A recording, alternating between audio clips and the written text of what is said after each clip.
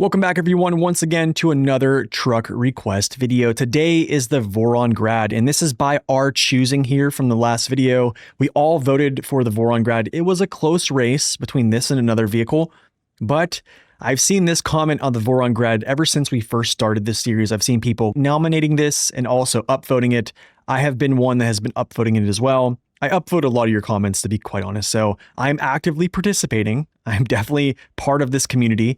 So please continue to cast your vote for the next base game truck that you would like to see, and the most upvoted comment will be the one we feature on the next video. Now, concerning the Voron Grad, there's not many things that I can scrutinize on the Voron Grad. It is one of those vehicles that is up there with the top tier.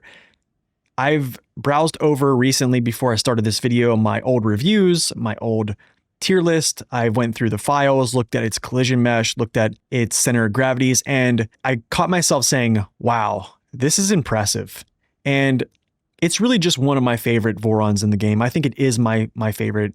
The other ones are really strong. I really like those too, but I think the Voron Grad, aesthetically, it's pleasing, and you're going to see why, another reason why I really like it, because they definitely gave it an upgrade as of Season 4. Talking about that upgrade in Season 4, before we talk about that, I need to talk about the engine it used to have. This engine right here is 210,000 torque.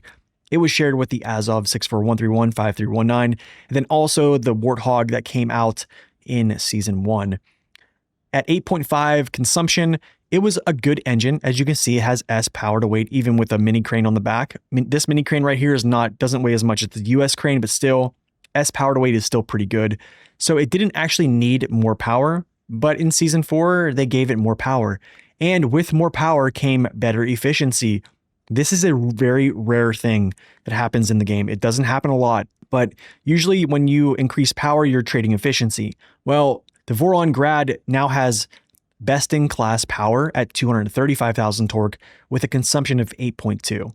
This engine is shared with the Thatcher Phoenix that later came in Season 5. And then after Season 12, the mid-season DLC came out, and that's when we had the Azov Atom. That came out, and that received the same engine. So this engine has been given to other trucks as the game has gone on, but it was exclusive to the Voron Grad as of Season 4. This engine is absolutely phenomenal. Gearboxes, I would probably use the high range if you want just rapid, violent movement, because this truck can do it. It will get there. I use the off-road because I just don't want to take too much damage at high speeds. The truck itself, I'll talk about this a little bit later, doesn't have fast twitch steering like the Tega. So if you're going at fast speeds, you really need to pay attention where your tires are trending because it's not as forgiving as something like a Tega steering. I use the off-road as well because I love the switchable features here. You know, you have big 50-inch tires and you have switchable all-wheel drive, switchable diff lock. I like manipulating gears and essentially just unloading all-wheel drive and using diff lock just to save fuel if I can. So I like doing that, especially on roads, just taking all-wheel drive off just to save fuel going down roads.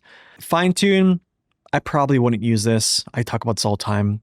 Yeah, just don't use it. Balance, I probably wouldn't use balance because the high range and off-road, having that high gear, it's just a wonderful feeling. So it will jump into high gear pretty much after you initially start the vehicle. So it's really strong.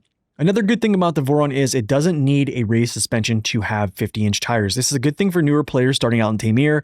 You don't actually have to have the raised suspension to have those larger tires, but I would actually put it on because you can trust its balance. Its center gravities are pretty low, and you definitely want more ground clearance. So I think the raised suspension is, in my opinion, a must. It has huge 50-inch tires like the other Vorons and the Tegas, and they have the big OHDs, they have Jet OHS, they have normal OHS and 50 inches, and then it also has mud tires. But I normally don't use mud tires with this vehicle at all, because if I'm going to haul heavy loads, any single track tire is going to compress suspension when I put more weight down on this aft axles. What happens with double tires is the suspension stiffens, and I'm allowed to actually press with more weight on axles and not have as much compression through the vehicle. So I'm normally going to haul a lot of weight with this vehicle. That's essentially what I'm going to do. It has a huge engine. Its weight is relatively low set. It's rather heavy in its class. It has the best in class power. So yeah, I'm going to use it. with double tires and just pull some massive weight. So that's what I would recommend. If you want to use it with like a single narrow tire, you'll see me do that here in the driving portion. It is pretty rapid and pretty violent. Winch options, advanced medium is probably what I'm going to use. I talked about the switchable features being completely switchable. I think this is a good thing and a bad thing. A bad thing because the Tegas or the Vorons that have always on all-wheel drive diff lock, outside of low gears, they have better performance. That's just a thing. Diff lock in combination with all-wheel drive, always on, is going to give you crazy performance. But the crazy thing about the Voron Grad is its power is so violent, it just like pushes through things. So you're not really losing much, and then you're also saving gas whenever you just don't need to have always on all-wheel drive. So there's good things and bad things about both. Spare tire, I'm probably not going to use this because I know the other side of this vehicle has a tank that's completely mapped in a hitbox that catches on things sometimes, and I probably won't use this. So you can if you'd like to. I like the snorkel because it's pretty much minimalistic, comes right up to the cab, almost to the top of the cab, so really nice there. I don't like the duck heads that stick straight up, and yeah, I used to. I'm not really a big fan of those anymore. I think the Voron D has that, but I still like the Voron D. And lastly, we talk about add-ons. One thing I've heard people complain about is that it can't do medium and short logs respectively because it doesn't have those bunks. However, as of season 16 and season 15, we have the double logging trailers that essentially are griefing players nowadays with certain vehicles. And then the Hydrolift saddle is, yeah, I just would act like you don't even have this on this vehicle. I wouldn't even use the Hydrolift saddle at all because it's absolutely terrible. I made a video about this, guys. Go check it out. But I think with a low saddle, the semi trailers, the Voron Grad has, I would say, just over the required weight to pull it, vehicle weight, I would say. And then I would also argue it's double tires and it's best in class pulling power. I would always say best in class engine power is going to be enough to pull those trailers. I think you'll actually have a pretty good time pulling those trailers, or an easier time with the Voron Grad, because some vehicles just, they can't do it. So the Voron is just one of those outliers I think will be able to handle that pretty well. Other than that, it has pretty much most add-ons you need. It can do long logs. It will do them exceptionally well. This is probably how I would haul long logs and not from the Hydrolift saddle. If you don't believe me, please just go run a mission with the Hydrolift saddle with long logs, and then come back and run the OG season 3 trailers with long logs, and I think you'll understand what I'm talking about. Now, personally for me, how I use the Voron Grad, it's going to be as you see it here. There's two things that I'm going to probably talk about a little bit more. One thing I'll talk about a little bit more, maybe later, and I'll touch on now, is I do not like the semi-slow steering control of the Vorons. They are not really fast twitch steering. The Voron Grad can get going really fast, especially with the high range gearbox. So you really have to pay attention to where your tires are headed. So usually when I'm driving, I'm having my camera kind of offset, looking at where my tire is pointed at all times, because things come up and obstacles come up and turns come up so fast that you really need to kind of be ahead of the vehicle, much more than like something like a Tega 6436, because that one has really fast steering and it can basically respond. Even your late responses, it's very, very forgiving. This one is not. Another thing I will mention about this vehicle is it doesn't have the best saddle placement. I do notice I wish I could remove these fenders and stuff like that, but this is just aesthetics. But overall, not the greatest saddle position, but it's still much better than hauling from a sideboard bed and pulling a 4-slot hitch trailer behind you. That's probably going to contact this bed at some point. Actually, I don't think it can do this, so never mind. But I would rather just use a saddle to move cargo with this truck, because you want to haul heavy loads on this thing because it has the engine power, it has the vehicle weight, and it has massive tires to do it. So that's kind of how I'm going to move cargo with this thing. You might actually have some collision issues with the back that lifts up your front a little bit and impedes steering, but I think I will take that small grievance and still run with this setup. So, and it will do it fantastic. Anyways, let's move forward to the driving portion, we'll talk about my experience with this thing over the years and where it stacks up here moving forward in 2026 and also Q1 2027.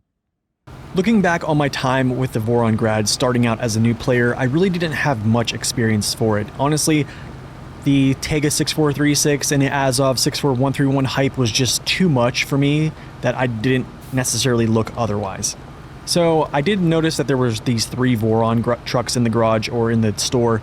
I did overlook them or kind of browse through them. And I think one I immediately kind of pushed away was the Voron Grad. I was like, oh, it has switchable all-wheel drive and switchable diff lock. Okay, I'm not going to use that. However, if you look at some of my test pulling cargo or pulling weight through the test strip, the Voron Grad is actually holding one of the top spots on those times still to this day. And yes, it's only by maybe a few hundredths of a second, maybe a tenth of a second, but it still is a small margin. So that does say something here. It has gotten its upgrades. I'm going to make a controversial statement here, but I believe we should go back to the MudRunner days where all-wheel drive and differential locking was just all switchable across the board. I think if we did that in SnowRunner, the trucks that we consider the best would switch around a little bit. Maybe not so much in some ways. I still think a Tega would still be up there very high on a tier list because other than those features, there's other things that make that thing great. We'll talk about that on later videos. But the Voron Grad, even though it does have switchable features, the saddle position is not the greatest. The semi-slow turning speed is not going to be a speedrun vehicle. If you go on speedrun.com and look at all the record breakers that have used vehicles, usually it's not going to be a Voron truck because you need fast twitch steering to do things of that nature moving quickly. So for me, I think personally it's better used as a off-road gearbox vehicle that you essentially can just like get to your high gear, have that power, but then also you can manipulate gears as well because, you know, you have more low gears, switchable features, kind of customize your gameplay like that. But if you do want to use the high range gearbox, I'm telling you, it's a violent vehicle. It will just crush through terrain. And you're going to see that probably here on this portion. It is flying through this swamp like a madman. And I've tested this actual swamp against something like a Tega 6436, and the Tega will actually not make it as far as this vehicle. And I just think that's because the overabundance of power that it has. The Tega has, I think, 200,000 torque. This one has 235, so 35,000 torque more, and it just refuses to stall. So that is also something you need to consider is the wheel spin will get out of control. You will dig yourself into a hole, so that is something you do need to monitor. So with all that being said, where does this thing stack up in a tier list? Well, I kind of already told you where it does stack up. It's going to be one of the higher tiers, or one of the higher vehicles placed in the higher tiers of its current class. It's just that good. There's only a certain amount of things I will talk about later in the tier list why maybe some trucks rival it in some ways, but overall it has great stability. It's relatively efficient, but under load it can get creep pretty high, so I would actually call it sporadic. It has good ground clearance for a base game truck. It's not bad. Some of the vehicles coming out nowadays have crazy hitboxes, but we won't talk about those. I'm sure you do not want to hear me rant about that right now. And overall, its power is absolutely violent. I mean, what more could you want? So I recommend you do try out the Voron Grad for yourself. And if you don't like it, just give it another shot. I think you actually will really enjoy this vehicle. And that is pretty much all I have for you guys today. Please leave a message in the comments section on what base game truck you would like to see next. And the most upvoted will be the one featured on the next video. Hope you guys have really enjoyed this and potentially learned a few things along the way as well. And until next time, God bless and stay upright.